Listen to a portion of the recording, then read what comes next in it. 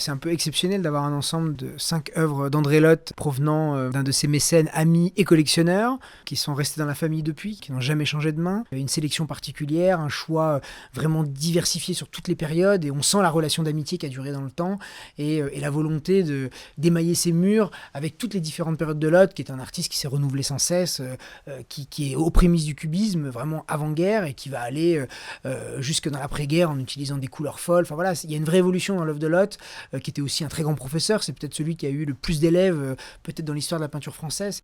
Des œuvres de différentes périodes qui montrent aussi le lien d'amitié sur le temps entre l'artiste et son mécène et son collectionneur. Ils se rencontrent à la toute fin des années 20, début des années 30.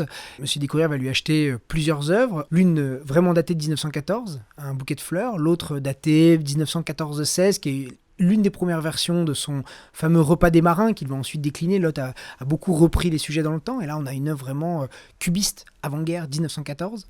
Et puis ensuite des tableaux, on va dire plus personnels, plus intimes.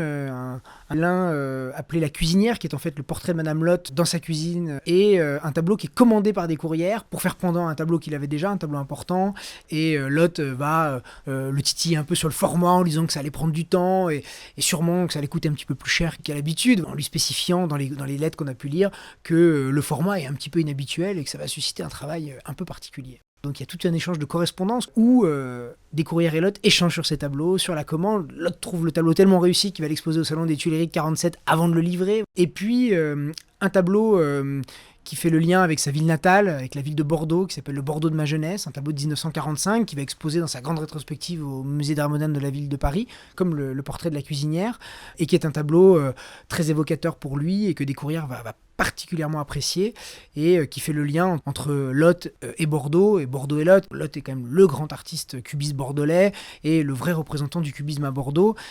Il y a eu à une époque des échanges entre la ville de Bordeaux et la famille Descourières pour que ces tableaux fassent éventuellement l'objet d'une donation. Il y a eu quelques échanges avec monsieur Chaban-Delmas, alors maire de Bordeaux à l'époque, pour faire rentrer ces tableaux éventuellement dans les collections du musée des Beaux-Arts de Bordeaux. Ça ne s'est pas fait, et donc c'est un peu rectifier l'histoire de ces tableaux que de les présenter en avant-première à Bordeaux le 18 et le 19 novembre. La vente aura lieu le 22 novembre à Paris, mais nous présenterons en avant-première ces tableaux avant l'exposition à Drouot à Bordeaux, en collaboration avec Emmanuel Hayan.